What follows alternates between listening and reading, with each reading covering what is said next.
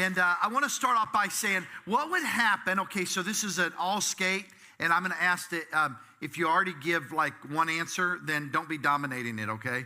Because I will call you out. I'll be like, stop, all right? So don't dominate, because I want this to be an all skate. And but if we were going to build an army, we're going to build an army. What kind of soldiers? What kind of army would we need? What kind of soldiers would we need? So. It's an all skate, so somebody want to give me the first one. Just shout it out. Honesty. Hold on, time out. Discipline. Discipline, I love that. Discipline. We're going to need disciplined soldiers. All right, what did you say? Honesty. Honesty? Ooh, I like that. Honesty. Courageous. Courageous. Strategic. Hold on.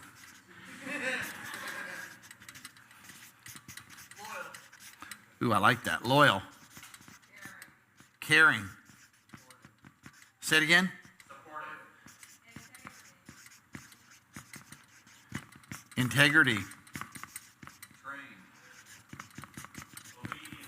Trained. Obedient. Okay.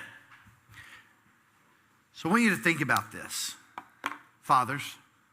And this is not even an exhaustive list, is it? Like, if we were going to build a great army, what kind of soldier would you need to be? Somebody said discipline. Someone said loyal. Someone said caring, supportive, integrity, obedient, able to follow instructions. If you can't follow, you can't lead. Don't forget that. Courageous, strategic, strong. I don't think it just means strong physically, because I know a lot of people that are strong physically, yet they're weak mentally, spiritually, emotionally, relationally. I think it goes back to the gauges that we've been talking about: spiritual, physical, emotional, relational, mental. And they're trained. They're trained, which means that they seek advice from other people and they learn. So imagine this, guys, fathers, and people that are going to be fathers to be. Imagine what would happen if you started becoming this type of soldier, this type of father. Imagine if you were a disciplined father. Imagine if you were loyal. Imagine if you were caring, supportive, a man of integrity. You were obedient. You followed directions. You were honest, courageous, strategic, strong. You were trained. And so today I want to look at two passages of Scripture. And the first one is in the New Testament, and then I want to jump to the Old Testament. So 2 Timothy chapter 2, verses 3 through 7. Paul, the Apostle Paul, was talking to the young man that he was mentoring by the name of Timothy. And he said this in verse 3. He said, oh, I lost house lights. That was cool.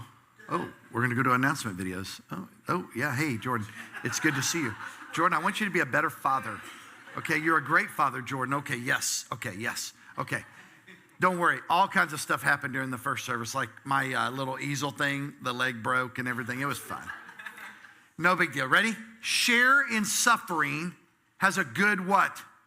Soldier, not just a good soldier, of Christ Jesus. No soldier gets entangled in civilian pursuits, since his aim is to please the one who enlisted him. So the Apostle Paul is going to use three different illustrations here. The very first illustration is he's going to say, hey, a soldier. And if you're a soldier, don't get entangled in civilian affairs, but be committed to the one, to please the one who enlisted you. And then it says, an athlete is not crowned unless he competes according to the rules. It is the hardworking farmer, and then now he's going to use a farmer, who ought to have the first share of the crops. Think over what I say, for the Lord will give you understanding in everything. Go back to verse 3, please. Verse 3 says, share in suffering as a good soldier of Christ Jesus. That has fathers, listen, has fathers. I remember the day that I remember the day all of our boys were born, but I remember the very first day, like, I became a dad. Like, well, I'll tell you this. it started off by, I was working at Seasonal Concepts and going to Bible college. And I was driving my candy apple red Beretta GT. Had a spoiler on the back of it. You know what I'm saying? Because I went so fast, the wind had to have a way to get off of there, you know. And so I was working late at night. And then I was also a children's pastor. So I had a part-time job as a children's pastor, 18 hours a week of class. And then I was working part-time at Seasonal Concepts. And so got out of work. I can't remember what season it was in. Well, it would have been in the winter time because he was born in July. And got into my car, and there were these things hanging from like the rearview mirror, the little blue booties. And I'm like, that's weird. Did I get in the wrong car? You know, you never know. And then I saw a card like right there on the dash. And so I opened it up, and I was like, fear, anxiety, excitement, it was all inside of me. Like if the paramedics would have hooked me up to the blood pressure cuff, I'd have probably been, woo! I was excited. And so I got home. And so then I remember the day that Garrett was born. I remember the time that he was born. He was born at North Kansas City Hospital. And I remember that he was born at 4:35 in the afternoon. How do you remember that, Pastor Chris? Because my father-in-law, Grandpa Cecil, went to Burger King, and his receipt, okay, this shows you back in the day, 95, his receipt when he got his burger, his drink, and his fries was $4.35. Today, that would be like $15.35. He was born at 4:35, and I remember just watching all of this happen and thinking, oh my gosh, like I'm a father. And I remember the next day, you know, they want to get you out of the hospital, and we didn't have insurance, so we had to pay. That was our first credit card bill. They're like, listen, if you'll put him on the credit card, a credit card will only charge you $1,200 or $1,500. But if you don't, it's going to be like $5,000. Well, I'm not like a math genius, but I'm like, I'm going to go get me a credit card. I'm going to put the $1,200 on there. How many know what I'm saying? And so, and they were all about, you got to pay to play. I'm like, you know. So then I remember, you know, getting out there, and we're getting him in the car seat, and I remember driving home. Okay? Now, side note, I'm an aggressive driver. Okay? I don't play around with you. I know how to drive, and I'm looking everywhere around me. I'm aware of my surroundings, and you just got to get out of the way. All right? Anybody with me? Any drivers in the room like that? God bless you. I see that hand. You don't want to raise your hand. I see that hand. All right? But here's the deal. That day, I drove in the right-hand lane. You know what I'm saying? And I drove slow. I mean, the speed limit back then was 55. I'm going 45. I'm like, you're going to get a ticket. Slow down. You almost hit me. I got a kid in here, and I felt this responsibility. How many are with me? I felt this responsibility, and there was no book, there was no manual that came with being a father. And I didn't have a father growing up, so I'm like, okay, we're going to have to flow and go with this. And you know what I learned? I've learned so much over the last 28 years of being a dad. You know what? I've had a lot of failures.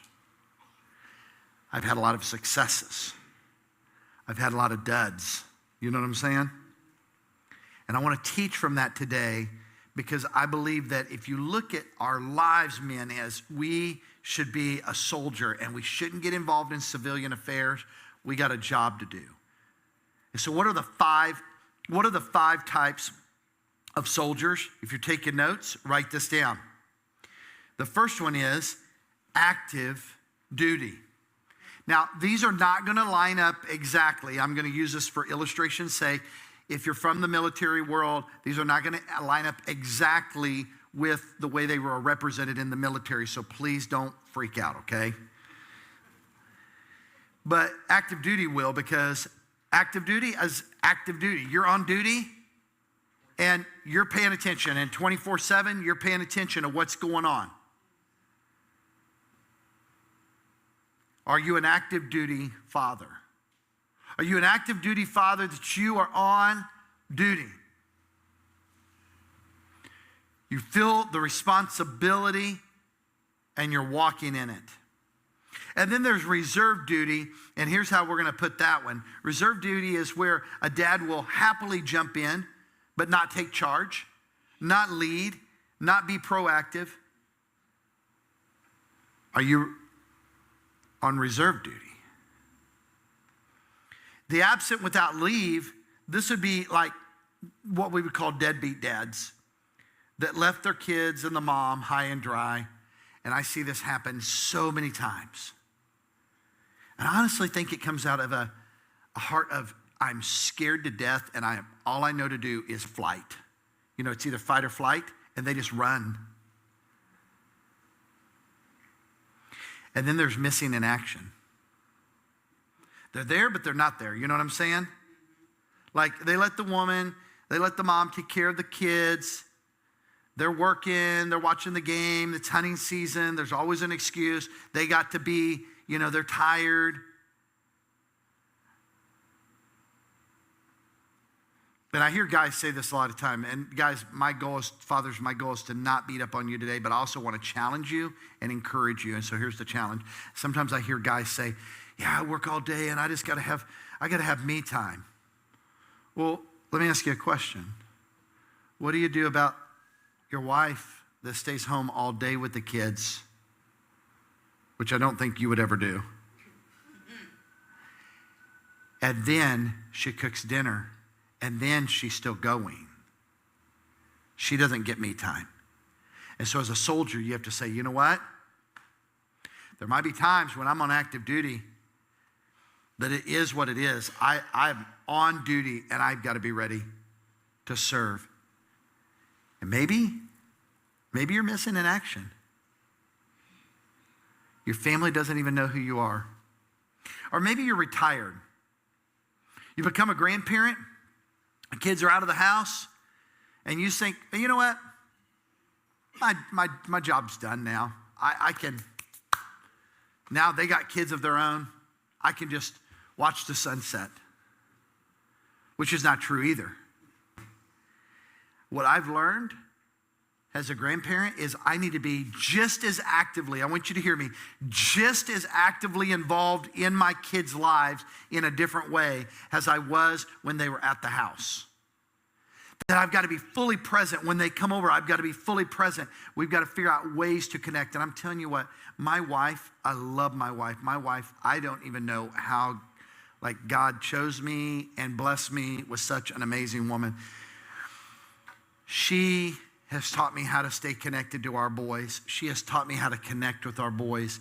And we connected with our boys early on. And yeah, made some mistakes, a lot of mistakes. That'll probably be like one of my next books. All of the mistakes I made as a dad. And it'll be volumes. In the encyclopedias that they used to sell door to door, write chapters on that. But you know what though? My wife taught me how to be present with our boys and how to build that relationship at different stages. And now what I love is 2 out of the 3 boys are coming over this evening. You know what we're going to do? We're going to cook some hibachi on the grill. And then you know what we're going to do? We're going to play cards and hang out. Going to be present in that moment. Yeah, Graham and kids are going to be running everywhere. It's part of the deal to be present. And so let me ask you, I want you to identify dads, and don't answer it out loud, but I want you to think about, where are you? Are you on active duty? Are you reserve duty? Are you AWOL, absent without leave? Are you missing in action? Or are you retired? Here's the big idea today if you're taking notes. An active duty father is present at every stage of their kids' lives.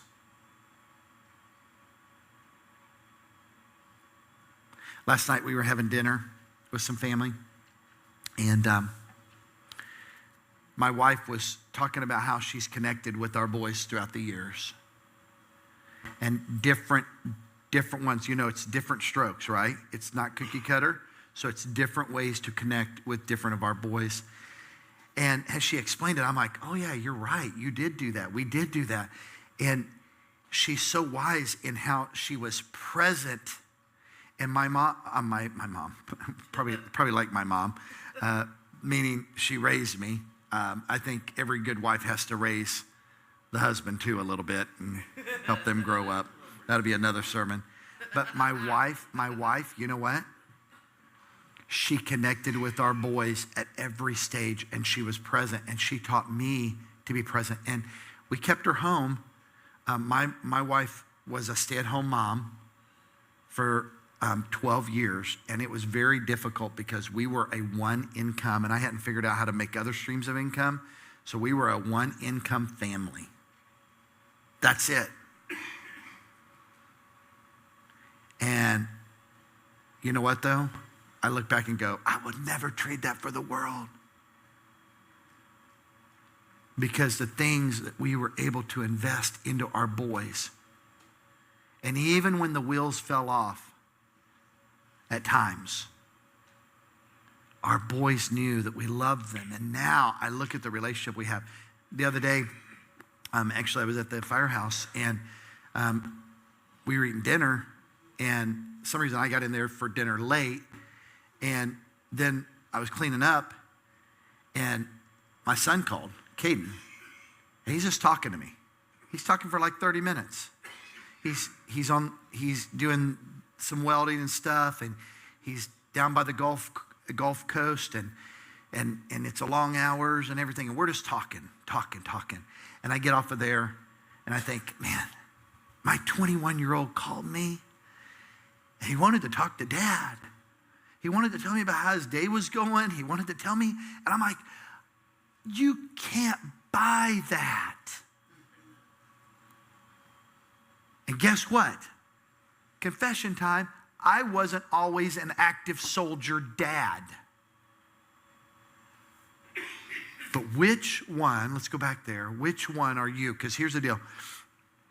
You have to identify, where am I at? Identify the reality of where are you at? And if you're here, or you're here, or you're here, or you're here, there's always an opportunity today to say, you know what? Enough. I'm going to be on active duty. I want to take you to a story in Judges chapter 7. If you have a Bible, open it up to Judges chapter 7. And this is where we're going to kind of land today. Judges chapter 7. There's a guy by the name of Gideon. Everybody say Gideon. Gideon. I want you to know who we're talking about. Gideon. And verse 2 of Judges chapter 7. Can you imagine with me, everybody look right up here. Imagine with me having 32,000 men in your army. Would that be cool? Yeah. 32,000 men. FYI, that's about the population of Belton, Missouri. So I've got 32,000 soldiers. And we're getting ready to go to battle. Hey, imagine with me if God comes and says, hey, Pinion, you've got too many. Come again? 32,000 isn't even enough. What happens if some of them get shot? What happens if some of them get hurt? What happens if some of them die? What happens if some of them get sick? What happens if some of them get afraid? What happens if 32,000? You think that's too many? God said, yep. Check out the story. The Lord said to Gideon, the people with you are too many for me to give the Midianites into their hand, lest Israel boast over me, saying, my own hand has saved me. He said, I'm afraid if you have too many men, too many soldiers, you'll take the credit. Now, therefore, proclaim in the ears of the people, saying, whoever is fearful and trembling, let him return home. Hurry away from Mount Gilead. He said, let everybody know. Just make the announcement. Hey, if any of you are scared and afraid, leave now. And 22,000 out of 32,000 get up and leave. I would be like, I'm just joking. Just joking. Just joking. Don't leave. Don't leave. Just joking. And how many remained? 10,000. So check it out. And the Lord said to Gideon, the people are still too many. What? Take them down to the water, and I will test them for you there. And any one of whom I say to you, this one shall go with you, shall go with you. And any one of whom I say to you, this one shall not go with you, shall not go. So he brought the people down to the water, and the Lord said to Gideon, everyone who laps the water with his tongue as a dog, you shall set by him, he shall set by himself. Likewise, everyone who kneels down to drink. And the number of those who lapping put their hands to their mouths was 300. But all the rest of the people knelt down to drink. And the Lord said to Gideon, with the 300 men who lapped, I will save you and give the Midianites into the hand, and let all the others go, every man to his home. And so now we've taken the army from 32,000 down how many? 300. Listen, men, look at me. I know fathering can be hard, and it can seem like most days you're failing. But I believe that this story, there's so many principles out of this story, and the one story is you've got to go with God. You've got to position your life to where God will fight for you. God will show you what to do. You've got to position your life where you're literally on your knees. God, I can't do this. And I think God does that as men because I think we as men like to feel like we got this. I think in parenting, when you start to think you got this, all of a sudden God's like, yeah, watch this. No. I was joking, God. So the people took provisions in their hands and their trumpets. What kind of instruments? This is a key part of the story. And he sent all of the rest of Israel, every man to his tent, but retained the 300 men, and the camp of Midian was below him in the valley. And so he takes all of these men, and he gets the 300 men, and he goes down to the valley. And Midian was below him in the valley. And so verse 19, so Gideon and the 100 men who were with him came to the outskirts of the camp at the beginning of the middle watch. And when they had just set the watch, and they blew the trumpets and smashed jars that were in their hands. And then 3 companies blew the trumpets and broke jars. So all they were doing is blowing the trumpets and smashing jars. And they held in their left hand the torches, and in their right hand the trumpets to blow. And they cried out, a sword for the Lord and for Gideon. And every man stood in his place around the camp, and all the army below them ran. They cried out and fled. And when they blew the 300 trumpets, the Lord set every man's sword against his comrade and against all the army. And the army, what? Fled. So here's the thing about being a father. There are times where you don't know what to do, which is most of the time. And if you will lean on the Lord does something that you can't believe would happen. In my case, God used a man, a little boy who came from a very dysfunctional family, who never had a father figure, and said, I'm going to make him a father. And I'm going to give him 3 boys. And then I'm going to give him a grandson, and whoever knows however many other grandchildren we're going to have. And I'm going to raise him up and allow him to lead, and he's going to fall, he's going to fail, and then he's going to start looking to me. And I can tell you this, the more I've looked to the Lord and the more I've humbled myself before the Lord and humbled myself before my kids, my boys, and humbled myself before my wife when I messed up, and humbled myself just before people, when I've led like that, humbly saying, hey, I don't know what to do.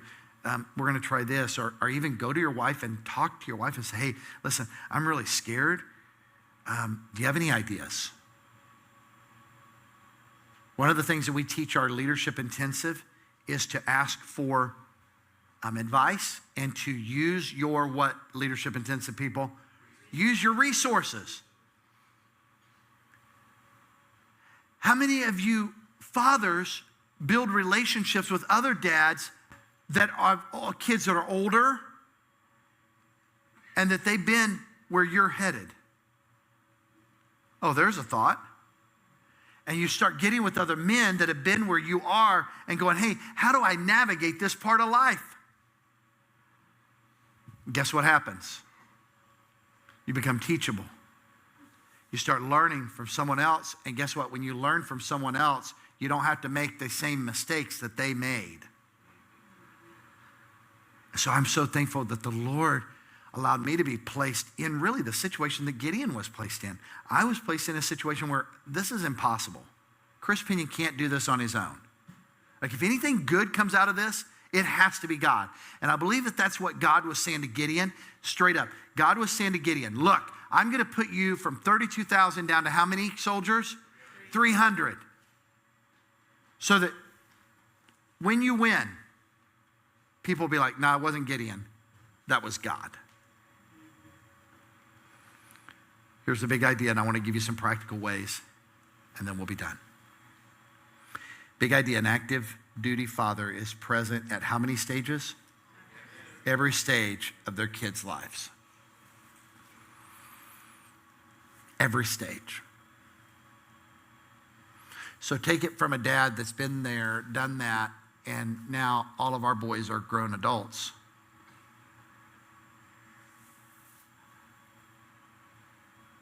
The days go by so fast. You blink your eyes, and 5 and 10 years will be gone. To be present today. So what does that look like? I think one of our nemesis, if everybody would just hold up your phone. Just everybody hold up your phone. Hold up your phone. Some of you are like, I don't have a phone. Okay, hold up your phone. How many know this is a issue?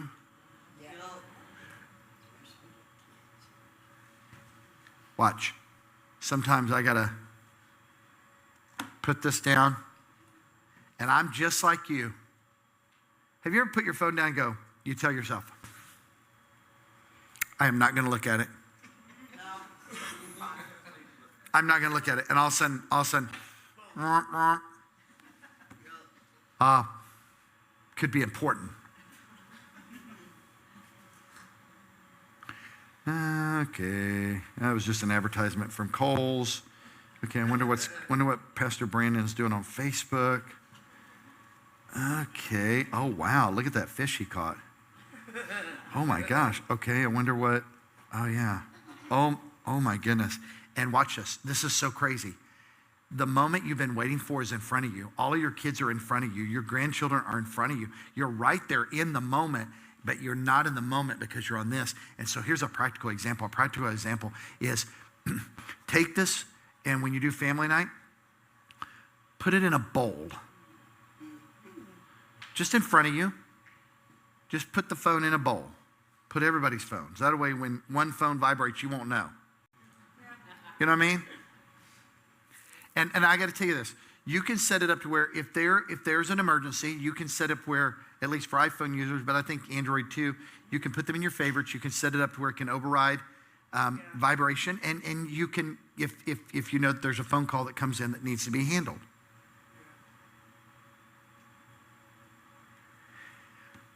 Be present. And here's why. Here's the other reason why. Our grandson was watching a video the other day. I was with him. He was on his iPad, Graham. And he was showing me, Poppy, I want to show you the fire truck. So we're watching the fire truck. And he goes, and then a notification came through, okay? And he just goes, I'm like, how'd you learn that? You are 3 years old. He just goes, beep. He didn't even think anything about it. Oh, that's bothering me. But watch this. He's 3.5. You know how he's learning to communicate? By watching mom and dad, Poppy and Grammy, and everybody around him.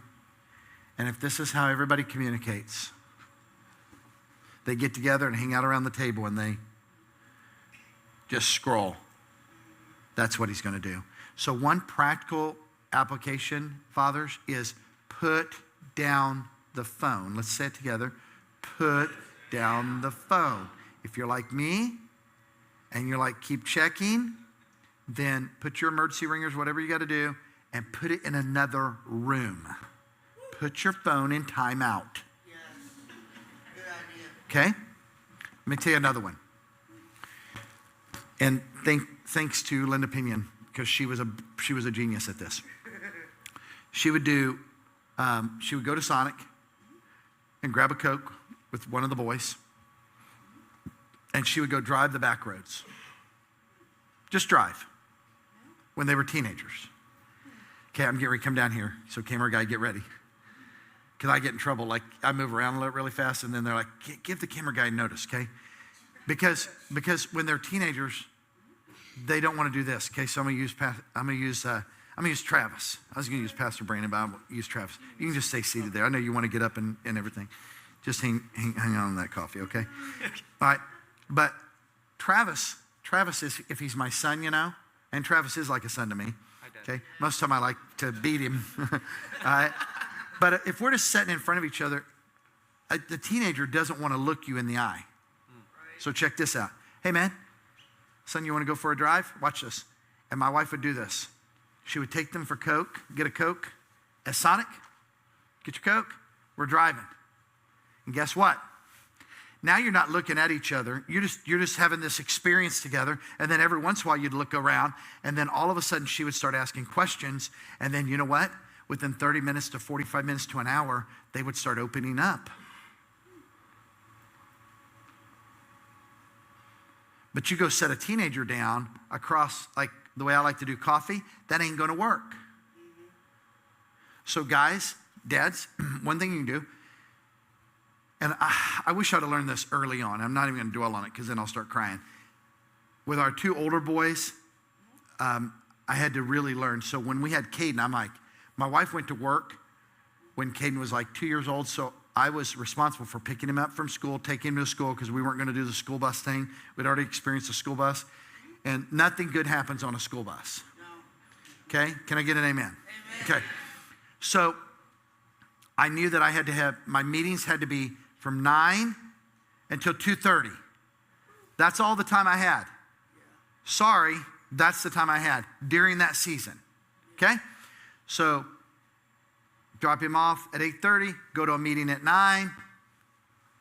At 2:30, I knew I needed to head towards school. I needed to be in the car line, so I couldn't be in a meeting at 2:30. It's going to go to 3:30. And here's what it caused me to do. It caused me to be intentional. So as Caden entered the teenage years, you know what we did?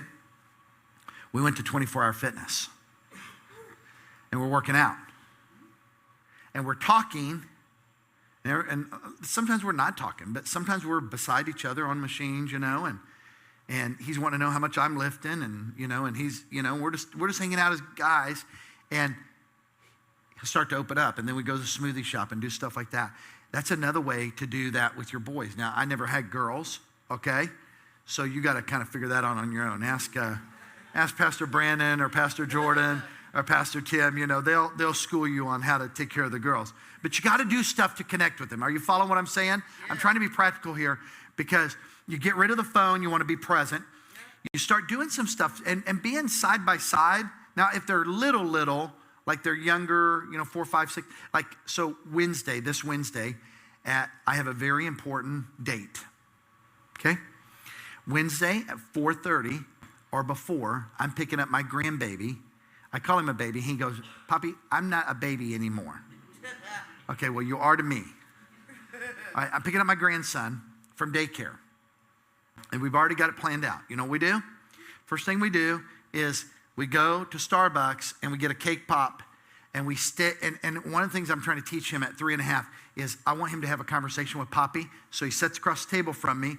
All right, because he's excited about that, okay? He's not in the teenage years yet.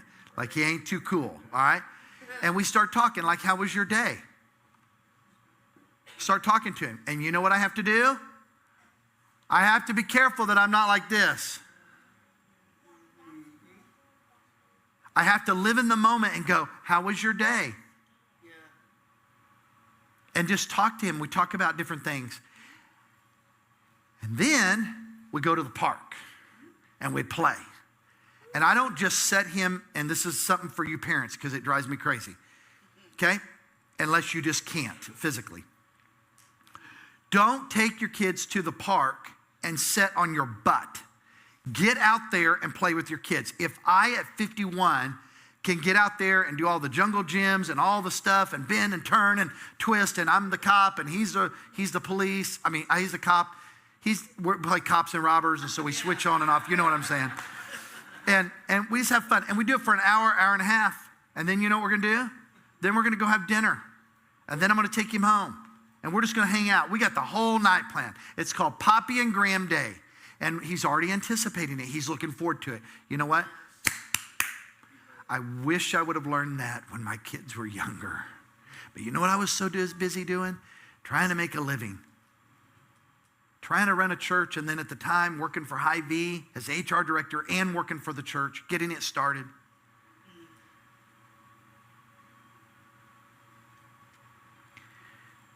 I'm just telling you this practical stuff you can do. When they get to be teenagers, especially like sports, be involved in their sports. You know what I tell my staff? I want my staff to work hard.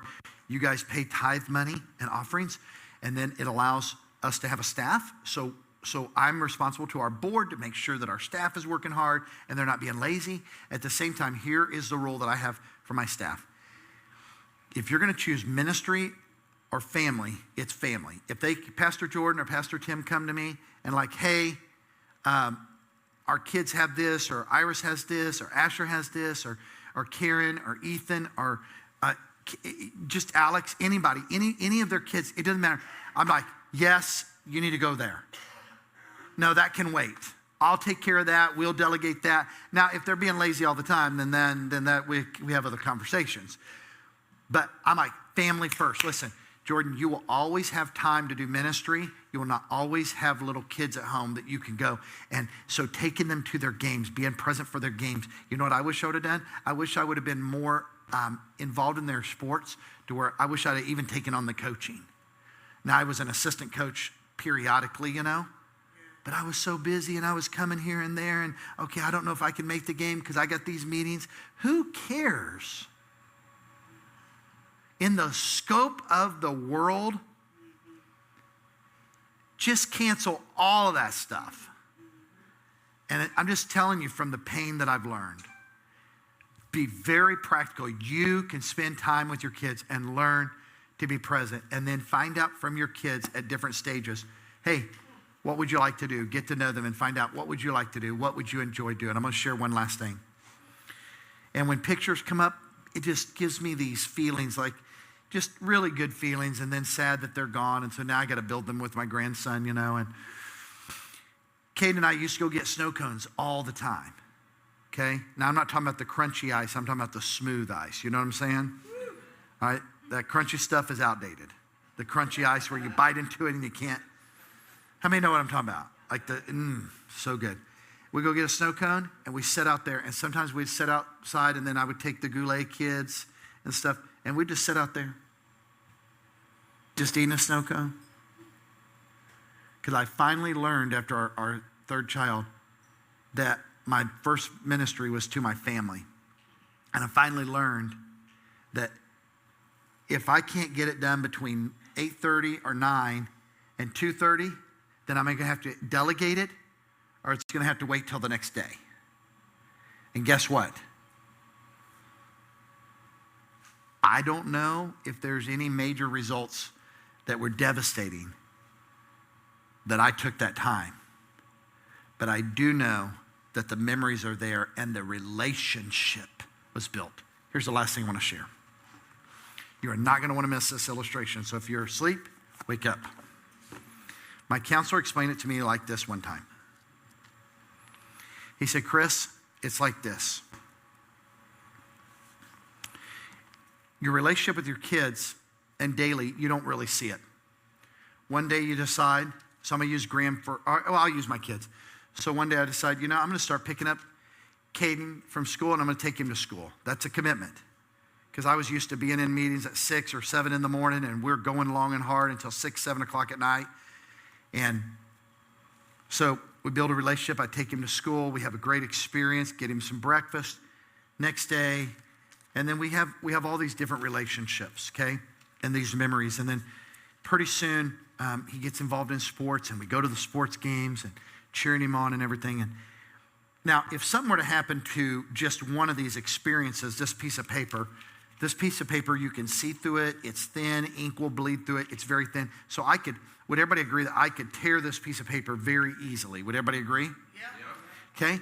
And these pieces of paper, my counselor said, they represent your relationship, like with your kids and your wife and everything.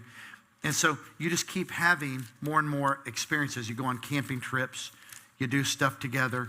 And pretty soon, years later,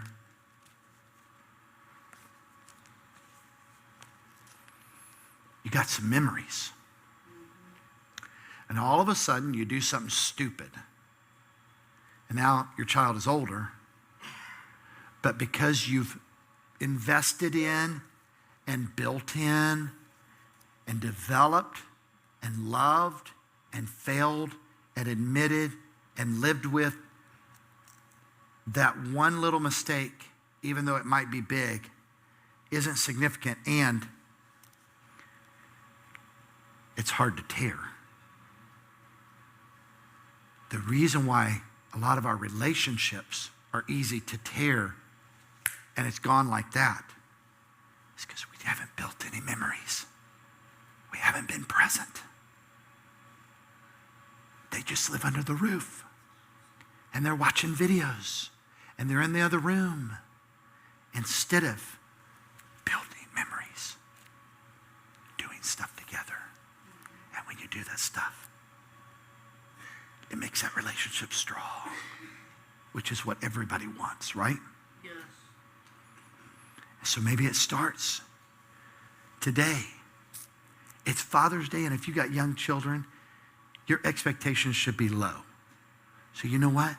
Maybe you load up everybody in the car and go, we're going to go to the best ice cream place in Kansas City, Betty Ray's Ice Cream. And you're going to take them, and instead of you focused on, well, it's Father's Day, and I'm going to sit around and do what I want to do, you're going to go, you know what? I'm going to get the kids together, and you can Google this. They have conversation starters for kids at different ages, which is what I've started doing with my wife. Not for kids, for adults. They're silly. You know what? You go have some ice cream tonight, and you go, hey, instead of looking at our phones, you know what we're going to do? If kids have phones, leave them in the car or put them in the middle of the table, all right? And Dad's got some questions, all right? And you ask it. I can just give you a few here. What's the most embarrassing moment you've ever had? If they're really, really little, what's your favorite color? What do you like to do to be silly? Let's do something that's silly right now. Just do something to build the relationship with them and get your head out of your phone and talk. Dad, talk. Fathers, talk. Engage. Quit being passive. Be present. And let's go back to the big idea. An active duty father is present at every stage of their kids' lives. And when you do that, you will never regret it. And the thing that you want more than anything else in this world is for your kids to have kids. And they want to come around you. And they want to introduce their kids to Poppy. That won't just happen. You've got to invest. You've got to repair the relationship if it needs to be repaired. And you've got to take time. You got to take time. You got to take time. Let's bow our heads. Lord, I pray right now in this moment that you would help us to see the importance of being present.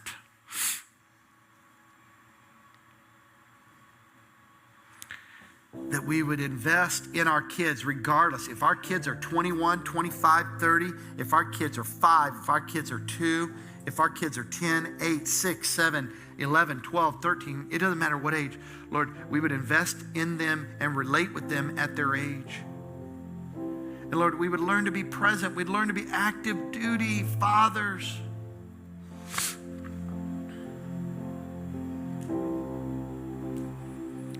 With your heads bowed and your eyes closed, Dads, I just want you to know, I'm with you. I understand. I understand what it's like to fail. I understand what it's like to have some successes. I understand what it's like to be scared to death.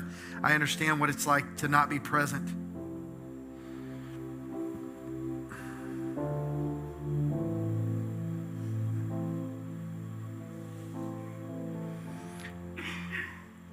Maybe you've been on reserve duty. Maybe you've been AWOL. Maybe you're missing in action.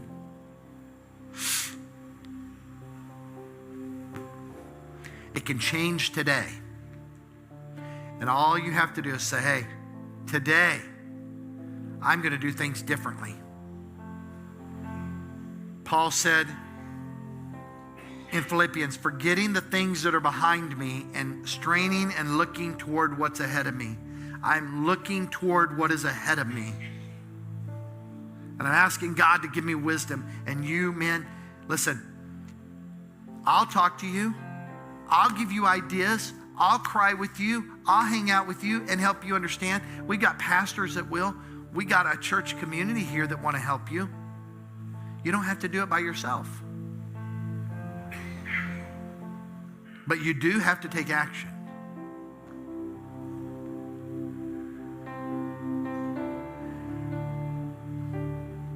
And if it doesn't start today, when will it?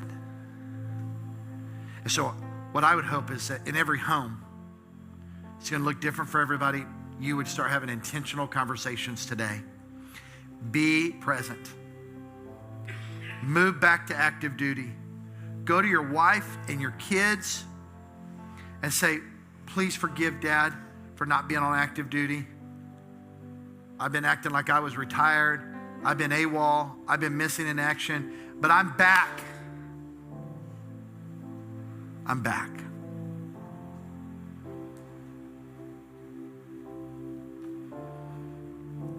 And so if you're a man, you say, hey, I'm ready to step up to active duty. I'm not going to be passive. I'm going to be present as an active duty father. I want you to stand up because I want to pray for you. If you're saying, hey, today I'm making a decision and I'm a father, I'm choosing to be active duty, and you're a father, I want you to stand up right where you are. If you're just saying, hey, I choose to be active duty.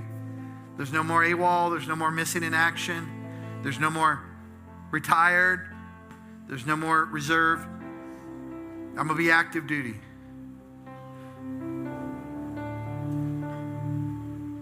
With your heads bowed and your eyes closed, fathers that are standing, I want you to look at me. I am proud of you for acknowledging, hey, I want to be active duty, and I want to let you know as your pastor, I want to help you. We want to help you to walk this out with you, okay? So let me pray for you. Father, I pray right now for every father that is standing, for those that are in the chat room. God, watching behind a computer screen or a television, Lord, I pray right now that you would give them courage. You would give them intentionality. You would cause them to forget about their past and to just push forward to today and to live for today, to make memories today. Give them creative ideas. Help them to lean into other men that have been down the road a little bit further to help them. Lord, the change starts today. The change starts with the fathers that are standing. We love you, Jesus. You can be seated. We love you, Jesus. Amen. I want to talk to the wives real quick. Thank you, Alex. I want to talk to the wives real quick. This is important, and I think my wife and I are going to put this in a parent. We're working on a family series that we're going to do in the fall, and I've asked my wife to come back to the stage, so we'll see. If I can get her up here again, She will. we'll pray. You're more confident than I am. So, wives, moms, I want to talk to you. When your man, when your husband, when the father of your children starts to try to lead, even if today he says, hey, I want to go to Betty Ray's ice cream because that's where Pastor Chris says they have the best ice cream. And then he says, hey, let's put our phones. Do me a favor. I know that it's going to feel awkward. So everybody just say awkward. It's going to feel awkward. You can ask my wife. It felt awkward when I started leading, and I hadn't been leading for a long time. It's going to feel awkward because you're used to calling the shots and telling everybody what they're going to do and creating this. And you might even want to look on your phone. Just follow your husband's leadership. And you know what? He's going to mess up just like you do. But let him lead. And even if it messes up, all I want you to do is at the end of the day, when you crawl into bed, just give him a hug and say, I'm proud of you. That's all you got to say. That's all you got to say.